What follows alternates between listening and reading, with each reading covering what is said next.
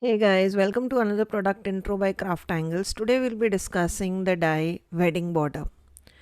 So this die is a border die which creates a complete wedding scene as shown.